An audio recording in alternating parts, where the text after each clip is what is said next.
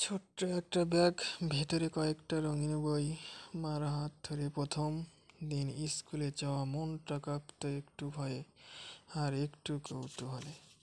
ক্লাসে বসে গলা কাঁপা, গলায় নাম বলা, শিক্ষক শিক্ষিকার মুখের সেই স্নেহভরা হাসি আজও মনে পড়ে। টিফিনে খিচুড়ি হলে যেন উৎসব, টিফিনের ঘন্টা মানেই দৌড়াদৌড়ি, খেলাধুলা আর হাসাহাসি। কখনো কারো বই হারানো, কখনো নতুন বন্ধু পাওয়া, সবই ছিল এক একটা গল্প। স্মৃতির পাতায় আজও মনে পড়ে, তাই নিয়ে এসেছি আপনার আমার সেই হারানো দিনগুলো। আর আসবে না ফিরে সেই দিনগুলো, তবুও স্মৃতি যেন দেখলেই মনে পড়ে। যদি ফিরে যেতে পারতাম তবে না কতই ভালো লাগতো আবার।